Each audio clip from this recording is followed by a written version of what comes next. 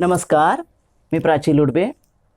बृहन्मुंबई महानगरपालिका शिक्षण विभाग अंतर्गत व्हर्च्युअल ट्रेनिंग सेंटरमध्ये तुम्हा विद्यार्थ्यांचे हार्दिक स्वागत. कोविड-19च्या कालावधीत शिक्षणाची गाडी रुळावरून घसरू नये हा हेतू लक्षात घेऊन बृहन्मुंबई महानगरपालिकेने देशभरातील सर्व विद्यार्थ्यांना घरी बसून दर्जेदार शिक्षण प्राप्त व्हावे यासाठी एज्युकेशन फॉर ऑल इनिशिएटिव्ह अंतर्गत BMC एज्युकेशन हे चॅनेल सुरू केले आहे. मुलांनो, तुम्हाला या चॅनेलचा नक्कीच लाभ होईल. आज आपण इयत्ता 8वी सामान्य विज्ञानमधील एक महत्त्वाचा पाठ पाहणार आहोत. चला तर पाठाला सुरुवात करूया. नमस्कार, मी प्राची लुडबे, तुमची व्हर्च्युअल टीचर. आज तुम्हाला शिकवणार आहे इयत्ता 8वी सामान्य विज्ञानमध्ये एक महत्त्वाचा पाठ, तो म्हणजे उष्णतेचे मापन व परिणाम, measurement and effects of heat. मागील भागात आपण उष्णता म्हणजे काय, उष्णता हे ऊर्जेचं एक रूप आहे. ह्या सर्व पदार्थामध्ये ऊर्जा असते. कंडक्शन, कन्व्हेक्शन आणि रेडिएशन याद्वारे आपण उष्णतेचं स्थलांतर करू शकतो आणि उष्णतेचे प्रमुख स्रोत आहेत हे पाहिलं होतं. त्यानंतर आपण कॅलरी मापीची माहिती घेतली. कॅलरी मापी म्हणजे काय, वस्तूची उष्णता मोजण्यासाठी कॅलरी मापी हे उपकरण वापरलं जातं. ह्या उपकरणाद्वारे एखाद्या रासायनिक किंवा भौतिक प्रक्रियेमध्ये बाहेर पडणाऱ्या किंवा शोषून घेतलेल्या उष्णतेचे मापन आपण करू शकतो. कॅलरी मापीची ही रचना आहे. बाहेरील भांडं, थर्मासप्रमाणे बाहेरील भांडं आणि आतील भांडं दोन वेगवेगळी भांडी असतात आणि त्या दोघांमधील त्या उष्णतेपासून, बाहेरील उष्णतेपासून अलिप्त केलेलं असतं हे उष्णतारोधक कडे, ज्यामुळे बाहेरील उष्णता आत जाणार नाही किंवा आतली उष्णता बाहेर येणार नाही. हे उष्णतारोधक झाकण असतं. आतील तांब्याच्या भांड्यामध्ये तापमापी आणि ढवळण्याची कांडी असते. तर एखाद्या वस्तूने दिलेली उष्णता ही पाण्याने ग्रहण केलेली आणि कॅलरी मापीने ग्रहण केलेली उष्णता यांचे बेरजे एवढी असते. हे समीकरण आपण मागच्या वेळेला तयार केलं होतं आणि त्या समीकरणामध्ये उष्णता जी आहे ती कशावर अवलंबून असते, वस्तुमान, विशिष्ट उष्मा आणि तापमानातील फरक यावर अवलंबून असते. त्यामुळे Q बरोबर MC आणि डेल्टा T, तापमानातील फरक. ह्या सूत्राचा वापर ह्या सूत्रामध्ये सूत्र क्रमांक 4 केल्यावर आपल्याला हे सूत्र मिळालं होतं, MO गुणिले डेल्टा TO गुणिले CO बरोबर MW. QW या ठिकाणी आपण एक घालत आहोत, MW डेल्टा TW गुणिले CW प्लस हे कॅलरी मापीची उष्णता MC गुणिले डेल्टा TC गुणिले CC. इथपर्यंत आपण मागील भागामध्ये पाहिलं होतं. आज आपण उष्णतेचे परिणाम, पदार्थाला उष्णता दिली असता त्यांच्यावर कोणते परिणाम होतात याची माहिती घेणार आहोत. पुढचा भाग आपण शिकणार आहोत उष्णतेचे परिणाम, इफेक्ट्स ऑफ हीट. मला तुम्हाला माहिती आहे उष्णतेचे परिणाम आपण पाठाच्या सुरुवातीलाच बघितलं की आपण एखाद्या पदार्थाला जेव्हा उष्णता देतो त्या उष्णतेमुळे पदार्थावर 2 परिणाम होतात. हे आपण मागील भागामध्ये, मागील इयत्तामध्ये पण शिकलो आहे. पहिला इफेक्ट म्हणजे एक्सपान्शन अँड कॉन्ट्रॅक्शन, प्रसरण आणि आकुंचन. पदार्थ प्रसरण पावतो, बरोबर ना, आणि आकुंचन, उष्णता काढून घेतली तर आकुंचनसुद्धा पावतं. प्रसरण पावतो हे रेल्वे रुळाचं तुम्हाला उदाहरण सांगितलं होतं मी. रेल्वे रुळांमध्ये फट असते है ना, आपण पुढे चित्रात पाहणारच आहोत. आणि ती जी फट आहे त्या फट असल्यामुळे काय होतं, जेव्हा उष्णता मिळते तेव्हा ते लांबीने वाढतात. एक्सपान्शन आपण ते पाहणार आहोत. एक्सपान्शनचे 3 प्रकार. लांब वस्तू लांबीने वाढते आणि ती वाढ होण्यासाठी त्यांना जागा असावी म्हणून फट ठेवलेली असते. जर ती फट ठेवली नाही तर असे रेल्वे रुळ वाकडे तिकडे होतील. एखाद्या डब्याचं झाकण बघा घट्ट बसलं तर आपण काय करतो, घट्ट बसलं त्याच्यावर गरम पाणी टाकायचं. बघा दाखवलं इथे, गरम पाणी जोराने वेगाने टाकायचं. त्यामुळे काय होतं, किंवा गरम पाण्यामध्ये बुडवायचं. ती बॉटल उलटी करून, पालथी करून काय करायची, गरम पाण्यामध्ये बुडवल्यावर हे झाकण थोडं प्रसरण पावतं उष्णता मिळाल्यामुळे आणि झाकण निघण्यास मदत होते. हा अगदी वर्ल्ड फेमस प्रयोग आहे बघा. हा एकदम माहिती आहे, तुम्ही केलाही असेल शाळेमध्ये. रिंग आहे आणि धातूचा गोळाकडे याला प्रयोग म्हणतात. हा गोळा असा असतो की ज्यातून आरपार जातो आणि मग त्या गोळ्याला उष्णता दिल्यावर मात्र तो गोळा आतमध्ये जात नाही. फक्त गोळ्याला उष्णता दिली, कड्याला नाही.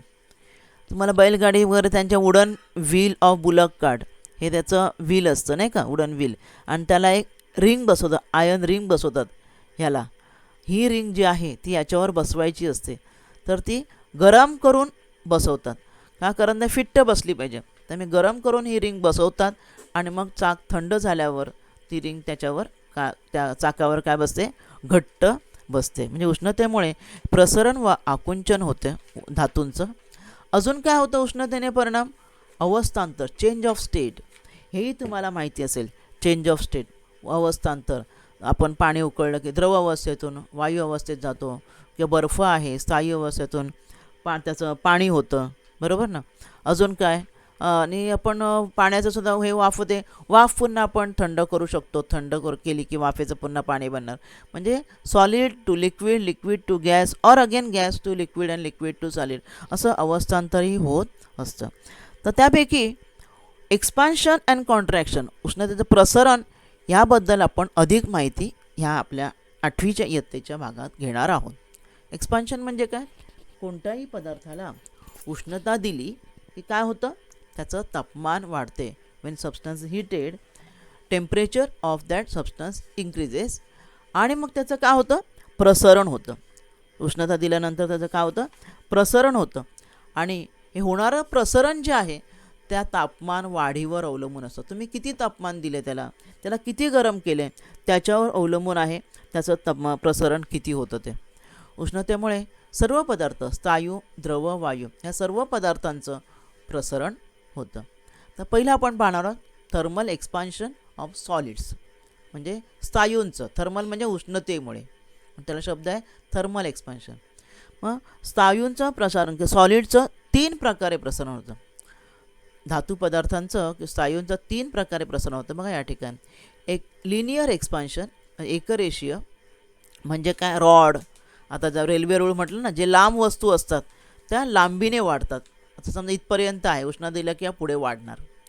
रॉड आहे किंवा एखादी तार आहे, कळलं ना, एखादी स्टीलची पट्टी आहे, ते एकरेषीय प्रसारण म्हणतात. त्यानंतर एरियल एक्सपान्शन. एरियल म्हणजे प्रतलीय. एखाद्या पातळ पत्र आहे, thin sheet of aluminium sheet आहे किंवा कुठला सोन्याची शीट आहे, तर तिला उष्णता दिल्यावर हे चारी बाजूने हे प्रतल म्हणतो ना आपण, सपाट पृष्ठभाग, हे प्रतलाप्रमाणे आहे, म्हणून त्याला म्हटलं आहे प्रतलीय एक्सपान्शन. कळलं? आणि हे प्रतलीय प्रसरण. आणि त्यानंतर मग काय? तिसरा व्हॉल्युमेट्रिक एक्सपान्शन, घनीय. म्हणजे असं सॉलिड क्यूब आहे, जसं मगाशी तो गोळा दाखवला ना मी, धातूचा गोळा, तो कसा गोल आहे ना, मग तो चारही बाजूने त्याचा आकार वाढणार आहे आणि मग तो कड्यामधून जाणार नाही आहे. That is called as volumetric expansion. हे 3 प्रकार पाहूया आपण. आता 3 प्रकार काय आहेत ते? पहिलं एकरेषीय प्रसरण म्हणजे लिनियर एक्सपान्शन. स्थायूचे एकरेषीय प्रसरण म्हणजे तापमान वाढूमुळे काय होतं? तार असेल किंवा सळी असेल किंवा रॉड असेल, त्याच्या लांबीत होणारी वाढ. काय होते? त्यांच्या लांबीमध्ये वाढ होते. The linear expansion is of a solid is the increase in length of wire or a rod of a solid due to increase in its temperature. म्हणजे लांबीमध्ये वाढ होते, त्याला म्हणतात लिनियर एक्सपान्शन. बघा या चित्रात दाखवलं आहे, उष्णता दिली त्यामुळे ह्या रॉडची लांबी वाढते, याला म्हणतात लिनियर एक्सपान्शन. बघा ह्या चित्रात पण दाखवले. बघा इथे 2 पदार्थ, जॉईंट पदार्थ असतात ना, त्यावेळेला ज्याचं पुढे आपण पाहणार प्रसरणांक जास्त असतो तो वाढतो. त्यामुळे अशी एखाद्या जर द्विधातूक पट्टी असेल ना, ही 2 धातूची पट्टी आहे, ती अशी वाकते उष्णता देताना. या चित्रात नीट बघा, इथे लांबी वाढताना तुम्हाला दिसते, इथं जो आपण गरम करतोय त्याप्रमाणे. मग इथे सुद्धा ह्या चित्रातसुद्धा पुन्हा दाखवलं आहे, पहा नीट पहा. उष्णता दिल्यामुळे कशा प्रकारे लिनियर एक्सपान्शन, एकरेषीय प्रसरण होते बघा. आणि अशा प्रकारे प्रयोगसुद्धा आहे की किती वाढली लांबी ती मोजायची, किती तापमान आपण दिलं आणि किती लांबी वाढली. समजा आता मग गणित पाहूया आपण. L1 लांबीच्या सळईचं तापमान T1 पासून T2 पर्यंत तापमान किती दिलं आपल्याला माहीत असतं ना, इतकं तापमान मी दिलं त्यामुळे इतकी लांबी वाढली. पाया ठिकाणी दिसतं, चित्रातही दिसतं. मग तिची लांबी L2 पर्यंत वाढली. तर लांबीतील वाढ ही कशी असते? सळईच्या लांबीतील वाढ किती झाली? ही सळईची मूळ लांबी आणि केलेलं तापमान वाढ यांच्याशी अनुपात म्हणजे समानुपाती, समप्रमाण शिकलो ना आपण. लांबीतील वाढ ही सळईची मूळ लांबी आणि केलेल्या तापमान वाढीशी समप्रमाणात असते. तापमान वाढ म्हणजे मूळ तापमान आणि मग वाढवलेलं तापमान, त्यामुळे नेहमी तापमानामध्ये फरक लिहावा लागतो, तुम्हाला लक्षात ठेवा, डेल्टा टी. जो T2 मायनस T1 आहे किंवा TI मायनस TF, जसं मग अशा initial temperature minus final temperature. म्हणजे आता मग हे सूत्र आपण हे जे वाक्य लालमध्ये लिहिलं आहे ना ते आपण सूत्रात बदललं. लांबीतील बदल हा मूळ लांबी आणि तापमानातील बदल यांच्याशी समानुपाती असतो. आता हे सूत्रात बदलूया आपण. लांबीतील बदल काय आला, लांबी L1 पासून LT पर्यंत वाढली ना, म्हणजे L2 मायनस L1 हे चिन्ह गुणिले L1 मूळ लांबी L1 गुणिले तापमानातील बदल डेल्टा T. तर हे आपल्याला एक सूत्र मिळालं. L2 minus L1 is equal to, बघा आता हे समानुपातीचं चिन्ह काढलं, बरोबर चिन्ह घातलं की एखादा एकक टाकावा लागतो, स्थिरांक टाकावा लागतो. तो स्थिरांक इथे आला लॅम्बडा. काय आला स्थिरांक, लॅम्बडा गुणिले L1 इंटू डेल्टा T. ठीक आहे. मग ह्या ठिकाणी मग हे सूत्र कसं काय आलं, इथे सूत्र आलं आहे बघा. इथे L2 हा मायनस L1 ह्या बाजूला गेला, त्या प्लस L1 झाला. मी तुम्हाला दाखवते. समजा हा L2 आहे, L2 बरोबर मायनस L1 आहे ना, मायनस L1 आपण ह्या बाजूला घेऊया, प्लस L1 होणार, प्लस लॅम्बडा इथे जे आहे ते मी लिहिते. लॅम्बडा, हे लॅम्बडा लिहिलं आहे मी इथे, lambda L1 into delta T. बरोबर. हां, आता बघा हे L1 इकडचा L1 इकडे आला, L1 आणि लॅम्बडा L1 डेल्टा T यांच्यामध्ये L1 कॉमन आहे ना, तर हा L1 बघा कॉमन काढला. तर कॉमन काढला मी, इथे राहिला 1 प्लस इथे राहिलं लॅम्बडा इंटू डेल्टा T. आणि हा एक महत्त्वाचा फॉर्म्युला आहे. L2 लांबीतील बदल, नंतर लांबी जी वाढली, किती लांबी वाढली इथे या चित्रात दिसतं ना, ती कशी काढायची तुम्ही लांबी, ह्या फॉर्म्युलाने. L2 is equal to L1 into bracket 1 plus lambda delta T. हा फॉर्म्युला आहे लांबी काढण्यासाठी. आपल्याला गणित आलं तर ह्या फॉर्म्युलाने आपण काढू शकतो. किंवा समजा तुम्हाला लॅम्बडा काढायचं असेल तर ह्या फॉर्म्युल्यावरून लॅम्बडा काढायचा. हा जे वरचा 6 नंबर फॉर्म्युला आहे ना, त्याच्यामध्ये हा चेंज केला आहे बघा. हा 6 नंबर फॉर्म्युल्यामध्ये चेंज केलेला आहे. इथे लॅम्बडा गुणिले L1 इंटू डेल्टा T आहे ना, तर मला लॅम्बडाची किंमत काढण्यासाठी L1 इंटू डेल्टा Tची मी बाजू बदलणार. तर मी काय होणार, L2 मायनस L1 भागिले होणार ना, ते गुणिले आहेत ना, भागिले होणार. हे भागिलेचं चिन्ह आहे, तिरपी रेष म्हणजे. कळलं का तुम्हाला. आणि काय भागिले L1 गुणिले डेल्टा T. त्यामुळे टेम्परेचर छेदस्थानी आलं आहे बघा, टेम्परेचर छेदस्थानी आलं. त्यामुळे एक तर पहिलं लॅम्बडा म्हणजे काय, हा एक स्थिरांक आहे, तो इथेच मी तुम्हाला सांगितलं. जेव्हा हे समप्रमाणे चिन्ह काढलं आणि बरोबर चिन्ह आपण घालतो तेव्हा लॅम्बडा कोणताही स्थिरांकच लिहायचा असतो. इथे हा स्थिरांक लॅम्बडा आहे आणि त्याला काय म्हणतात, पदार्थाचा एकरेषीय प्रसरणांक. काय म्हणतात, एकरेषीय प्रसरणांक इथे म्हणतात. एकरेषीय प्रसरणमध्ये एकरेषीय प्रसरणांक. आणि हा जो लॅम्बडा, ह्याची जी किंमत इथे काढली ना आपण, फॉर्म्युला लिहिला बघा लॅम्बडाचा, तर ह्यामध्ये लॅम्बडाची किंमत काढल्यावर त्याचं एकक काय असणार आहे, हे तापमानाच्या एककाच्या व्यस्त.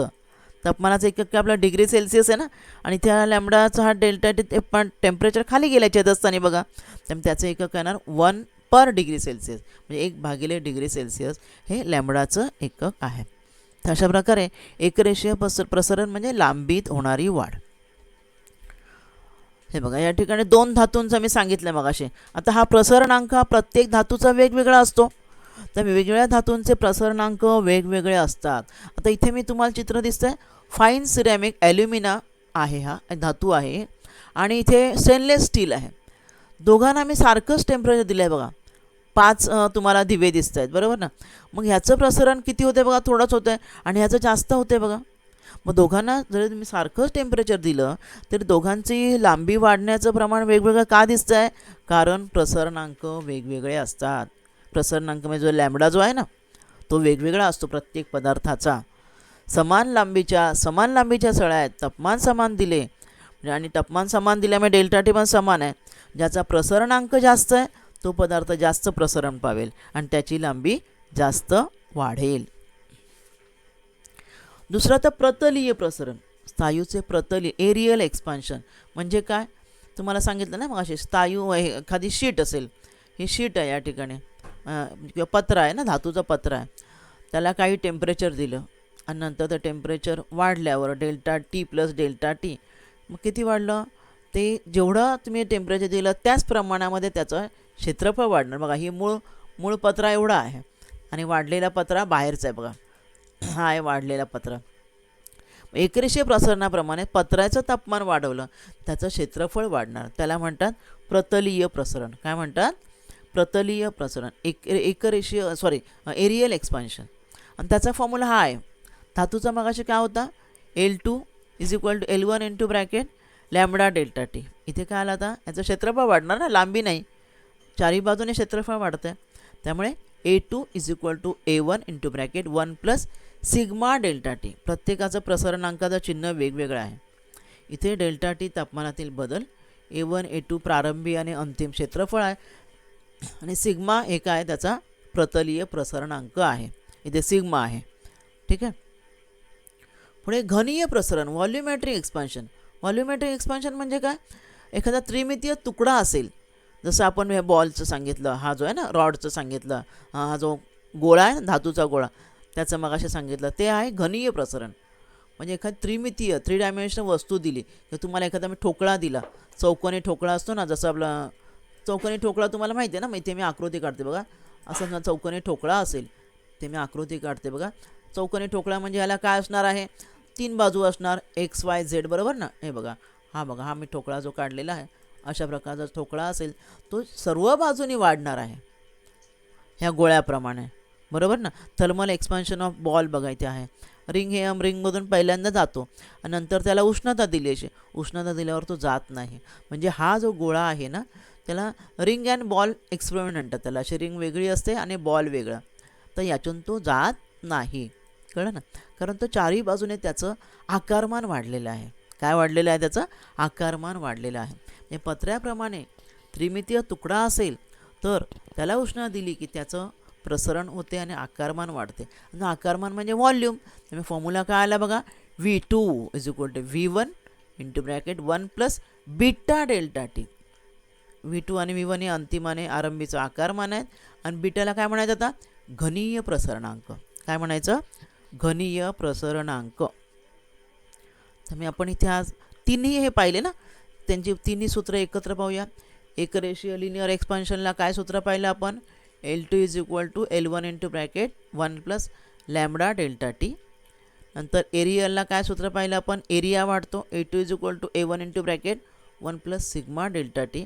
आणि घनीय प्रसरणला काय पाहिलं आपण? V2 is equal to V1 into bracket 1 plus beta delta t. तर ह्यापैकी कोणत्याही फॉर्म्युल्याला आपल्याला उदाहरण आलं तर आपण सोडवू शकतो. उष्णतेचे अजून काय परिणाम आहेत हे जर आपण पाहिलं प्रसरणाचं, हे एक उदाहरण रेल्वे रुळाचं जे मगाशी सांगितलं तेच उदाहरण बघा. अशी एवढी फट ठेवलेली असते. का फट ठेवलेली असते? पुन्हा मी सांगते की त्याचं काय होणं? एकरेषीय प्रसरण होतं, लिनियर एक्सपान्शन होतं. म्हणजे धातूची लांबी वाढते, आणि त्यामुळे ती वाढलेल्या लांबीस काय वाव पाहिजे, जागा पाहिजे, म्हणून ही फट ठेवली असते. आणि जर ही फट ठेवली नाही तर काय होईल? उष्णतेने प्रसरण झालेलं रूळ काय वाकडे होतील या चित्रात दाखवल्याप्रमाणे, आणि अपघात होऊ शकतो. आता हे आपण उष्णतेचे परिणाम पाहिलं स्थायूंच्या बाबतीत, बरोबर. अजूनही एक उदाहरण आहे की हा एक ब्रिज आहे. रेल्वे रुळाप्रमाणे ब्रिजसुद्धा सतत उष्णतेसमोर उष्णता पडत असते ना, त्यामुळे ब्रिजचं सुद्धा काय होऊ शकतं? एक्सपान्शन होऊ शकतं. हा एक डेन्मार्कमधला एक ब्रिज आहे, ग्रेट बेल्ट ब्रिज म्हणतात. याची लांबी उन्हाळ्यामध्ये 18 किलोमीटर लांबीचं आहे. 4.7 मीटर, बघा किती वाढते? 18 किलोमीटर ऑलरेडी आहे आणि 4.7 मीटरने वाढते. The length of bridges also can be increased due to expansion. Length of 18 kilometer long Great Belt Bridge in Denmark increases up to 4.7 metre, एवढी वाढते उन्हाळ्यामध्ये. म्हणून अशा प्रकारे त्यांनी सोय केलेली आहे, प्रोव्हिजन केलेलं आहे. काय? इन द कन्स्ट्रक्शन, म्हणजे त्यांच्या बांधकामातच अशी सोय केलेली आहे टू अकॉमोडेट दिस एक्सपान्शन. म्हणजे हे जे वाढणारं जे लांबी जी आहे ती सामावून घेण्यासारखं त्या ठिकाणी सोय केलेली आहे. आणि जे मोठे मोठे आपण बघताना तुम्ही ओव्हरहेड ब्रिज बघता की नाही, हायवेचे ब्रिज बघता तुम्ही, ज्या ठिकाणी त्याच्यावरून गाड्या जातात, खाली रस्ता असतो, त्या ब्रिजच्या मध्ये जे रॉड वगैरे वापरले असतात, सळ्या वगैरे, त्या बांधकामाच्या वेळेला त्यांचं एक्सपान्शन किंवा प्रसरण होतं. आणि ते प्रसरण झाल्यावर वाढलेल्या आकाराला वाव मिळावा म्हणून बघा ह्या चित्रात दिसतं तुम्हाला येलो ॲरो केले, तिथे कसा बघा गॅप ठेवलेला असतो. अशा प्रकारे गॅप ठेवलेला असतो ब्रिजमध्ये. की ज्यामुळे आकारमान वाढलं, लांबी वाढली की ती त्यामध्ये वाढलेली लांबी सामावून घेता यावी, अशा प्रकारची सोय केलेली असते. आता पुढे पाहूया द्रवाचं प्रसरण. आता अजूनपर्यंत आपण स्थायूचं पाहिलं. स्थायूप्रमाणे द्रवरूप पदार्थसुद्धा प्रसरण पावतात. तुम्हाला माहिती असेल ना, आपण आंघोळीसाठी जेव्हा पाणी ठेवतो गरम करायला, उष्णता पाण्याला आपण देतो आणि जे उत्कलनांकापर्यंत पाणी उकळतं, काठोकाठ वरपर्यंत पाणी आहे, झाकणं ढकलून पाणी बाहेर पडतं, बरोबर की नाही? मग हे पाणी बाहेर का पडतं? आपण तर पाणी बरोबर पातेल्याबरोबर ठेवलेलं आहे, याचा अर्थ पाणी वाढलं आहे उष्णता मिळाल्यामुळे, आणि ते वाढलेलं पाणी झाकण ढकलून बाहेर पडतं. त्याचा प्रयोग कसा करायचा, हा प्रयोग तुम्हाला माहीत असेल बाळांनो. काय प्रयोग आहे हा? तापमापी लावला आहे, दाखवण्यासाठी आपण तापमान वाढवलं आहे आणि उष्णता दिल्यावर पाणी जे वाढलेलं आहे, आता इथे झाकण घट्ट आहे पण ही पोकळ नळी आहे, ह्या नळीतून पाणी वर चढतं आहे बघा, वाढलेलं पाणी, बरोबर ना? म्हणजे द्रवाला का आता ठराविक आकार नसतो माहिती आहे, पण आकारमान असतं. म्हणून आपण द्रवाचा घनीय प्रसरणांक, द्रव प्रसरण पावतो त्याचा प्रसरणांक घनीय प्रसरणांक ह्या सूत्राने आपण काढू शकतो. हे मगाचं सूत्र आहे बघा, VT is equal to V1 into bracket 1 plus beta delta t. हा बीटा हा काय आहे? द्रवाचा प्रसरणांक. तर उष्णतेने पाण्यावर होणारा परिणाम, हां पाण्याच्या बाबतीत मात्र थोडंसं भिन्न आहे, कळलं ना? आणि ते पाण्याचं असंगत आचरण असे म्हणतात. पाण्याच्या बाबतीत काय भिन्न आहे माहिती आहे का तुम्हाला? माहिती आहे, थंड प्रदेशामध्ये ज्या ठिकाणी ज्या अटलांटिक महासागर वगैरे बघा, त्या ठिकाणचं पाणी गोठतं, एवढी थंडी असते. आता हा माणूस दाखवला बघा, आईस बर्फावरून चालतोय, परंतु तिकडच्या पाण्यामध्ये बर्फाच्या खाली मात्र पाणी असतं आणि त्या पाण्यामध्ये तिथले जलचर वगैरे जिवंत राहतात. आणि तिकडचे शिकार करणारे जे आहेत, म्हणजे माशांचे शिकार वगैरे करणारे, त्या अंदाजाने बर्फाचा वरचा थड फोडून त्यातून मासे वगैरे काढतात. तर काय आहे पाण्याचं असंगत, म्हणजे इतरांपेक्षा वेगळं वागणं आहे पाण्याचं. काय इतरांपेक्षा वेगळं माहिती आहे का? थंड प्रदेशामध्ये, हे आपण शिकलो आहे 7वीला. तर पुन्हा पाहूया की पाण्याचं तापमान कमी कमी होत गेलं, आपण थंड थंड करत गेलो. तुम्हाला माहिती आहे फ्रीजमध्ये पाणी होतं 0 डिग्री नाही का, पाण्याचं तापमान 0ला बर्फ होतं. पण काय होतं माहिती आहे का, तापमान जसं जसं आपण कमी करत जातो, तापमान कमी करत जातो, म्हणजे पाण्याचं काय होतं, आकारमान कमी कमी होणार आणि घनता वाढणार, बरोबर ना? जड होणार नाही का? आकारमान आणि घनता हे एकमेकांच्या विरुद्ध आहेत. सूत्र आहे तुम्हाला आठवत असेल, घनता बरोबर वस्तुमान भागिले आकारमान. म्हणजे जसं जसं तुम्ही पाणी थंड करत जातात, आकारमान कमी आणि घनता वाढणार, म्हणजे पाणी जड होत जातं. परंतु ते पाण्याचं तापमान कमी कमी होत जेव्हा 4 डिग्रीला येतं, त्यावेळेला अचानक पाण्यामध्ये बदल होतो. काय होतं माहिती आहे? पाण्याचं आकारमान पटकन वाढतं. 4 डिग्रीला काय होतं? पाण्याचं आकारमान वाढतं. आकारमान वाढलं बघा, कमी कमी व्हायला पाहिजे, काय आलं? आकारमान वाढलं. आणि आकारमान वाढल्यावर घनता काय होणार? घनता कमी होणार, बरोबर ना? घनता कमी होते आणि आकारमान वाढतं, आणि त्यामुळे ते पाणी तरंगायला लागतं. 4 डिग्रीचं पाणी, 4 डिग्रीचं पाणी ते तरंगायला लागलं आणि आणि त्याच्या पुढे तापमान कमी कमी होतच जातं. मग ते कोणाचं होतं? जे वरती जे पाणी आहे ना, त्या पाण्यात तापमान कमी कमी होत जातं आणि 0 डिग्रीला बर्फ होतो. हा बर्फाचा थर आहे बघा. आणि 0 डिग्रीला बर्फ होतो, पण जे 4 डिग्रीचं जे पाणी होतं, ते पाणी मात्र खाली तसंच राहिलं आणि त्यामुळे त्या पाण्यामध्ये काय, तिथले जलचर वगैरे जिवंत राहतात. आणि अशा प्रकारे हे पाण्याचं हे जे वेगळं वागणं आहे, इतर पदार्थांचं तसं नाही आहे. ते पाण्याचं हे वेगळं वागणं म्हणून म्हणतात पाण्याचं असंगत आचरण. उष्णतेचा पाण्यावर होणारा परिणाम हा इतर द्रवांपेक्षा भिन्न आहे, त्याला पाण्याचं असंगत आचरण असे म्हणतात. ॲनॉमलस बिहेवियर ऑफ वॉटर असे म्हणतात. आता वायूचं प्रसरण, द्रव झालं, वायू पाहूया. वायूसुद्धा प्रसरण पावतात. पहा, हे रिकामी परीक्षा नळी आहे ही, मी ह्या गरम पाण्यामध्ये ठेवली आहे. ह्या टबमध्ये काय आहे? गरम पाणी, हॉट वॉटर आहे. हॉट वॉटरमध्ये ठेवल्यावर बघा, हा पाण्याचा एक ही बारीक, ह्याला केश नली म्हणतात. त्याला काय म्हणतात? केश नलिका इथे लावलेली आहे, कॅपिलरी ट्यूब इंग्रजीमध्ये.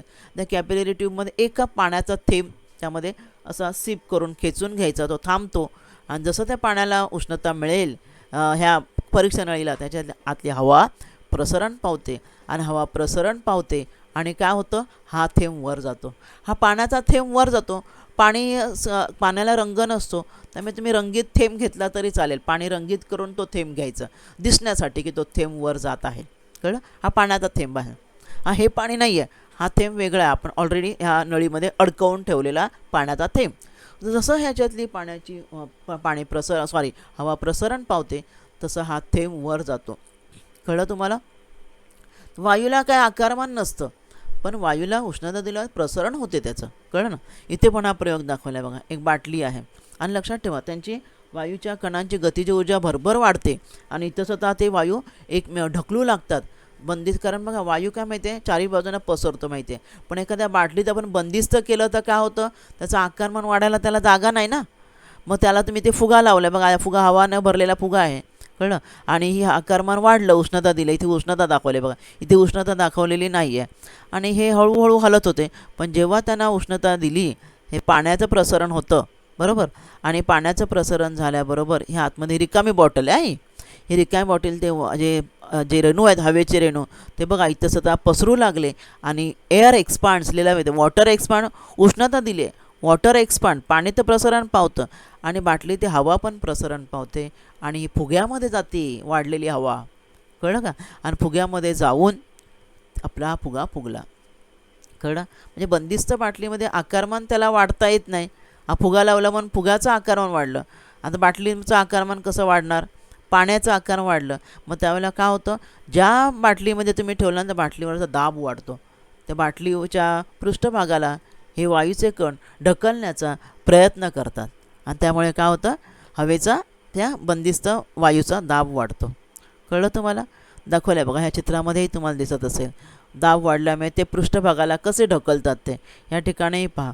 इथे समजा बंदिस्त करून ठेवलेलं आहे समजा, तर जसे त्याला उष्णता मिळेल तसं ते काय हा दट्ट्या आहे, हा दट्ट्यावरती ढकलला जातो. दाखवलं आहे बघा, त्यांना उष्णता दिल्यावर हे त्यांचं उष्णता दिल्यावर त्यांची गतिज ऊर्जा वाढते आणि या दट्ट्याला वर ढकलतात. म्हणजे पृष्ठभागावर ते दाब लावत असतात. ह्या चित्रातही दिसते बघा, हा न सरकणारा दट्ट्या लावलेला आहे आणि उष्णता दिली आहे. तर बाटलीतला दाब वाढणार, वायूची परमाणूची गती बघा, बाटलीचा दाब वाढणार. आपण सरकणारा दट्ट्या असेल तर काय होणार, हे वायूचे सगळे कण उष्णता, यालाही उष्णता दिले, यालाही उष्णता दिली. पण इथे हा दट्ट्या न सरकणार असल्यामुळे इथे आतमध्येच ते ह्या बाटलीच्या पृष्ठभागावर दाब वाढवतात. परंतु इथे काय सरकणारा दट्ट्या असल्यामुळे हा दट्ट्या इथून कुठे सरकला आहे, वरती सरकला आहे. कशामुळे? आतील वायूच्या प्रसरणामुळे. म्हणजे अशा प्रकारे दाब आपण स्थिर ठेवून वायूचे प्रसरण मोजले जाते. याला स्थिर दाब प्रसरणांक म्हणतात आणि त्याचं सूत्र येणार V2 = V1 × bracket 1 + beta delta T. इथं डेल्टा टी म्हणजे तापमानातील बदल आहे आणि V2 V1 हे वायूचं दाब समान, दाब समान, कारण दाब वाढतो मग स्थिर दाब ठेवून हे करायचं आहे. वॉल्यूम किती वाढलं, आधीचं वॉल्यूम आणि नंतरचं वॉल्यूम आकारमान कळे. आणि बीटा स्थिर दाब प्रसरणांक आहे. अशा प्रकारे आपण ह्या भागात काय काय शिकलो, आपण विशिष्ट उष्मा म्हणजे काय हे शिकलो. त्यानंतर कॅलरी मापीची रचना पाहिली. कॅलरी मापीच्या साहाय्याने आपण किती उष्णता दिली एखाद्या पदार्थाला ती मोजू शकतो. उष्णतेचे वेगवेगळे परिणाम पाहिले. उष्णतेने काय प्रसरण होतं, काय परिणाम होतात, प्रसरण आणि आकुंचन आणि अवस्थांतर. त्यामुळे प्रसरण ह्या भागाची अधिक माहिती आपण घेतली. स्थायू, द्रव आणि वायूचं प्रसरण कसं होतं. त्यामध्ये स्थायूच्या प्रसरणात 3 प्रकार पाहिले आपण, एकरेषीय प्रसरण, प्रतलीय प्रसरण आणि घनीय प्रसरण. अशा प्रकारे ह्या पाठामध्ये आपण ह्या घटकांची माहिती घेतलेली आहे. तर ह्या भागामध्ये आपण इथेच थांबूया. धन्यवाद.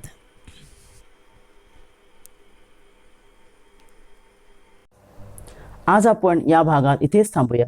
माझा व्हिडिओ आवडला असेल तर लाईक करा, शेअर करा आणि BMC एज्युकेशन चॅनेलला सबस्क्राईब करा. तसेच बेल आयकॉन प्रेस करा, ज्यामुळे नवीन व्हिडिओचे तुम्हाला नोटिफिकेशन्स मिळतील. मुलांनो, घरी राहा व सुरक्षित राहा. धन्यवाद. बेल आयकॉन क्लिक करा, ज्यामुळे नवीन व्हिडिओचे तुम्हाला नोटिफिकेशन्स मिळतील.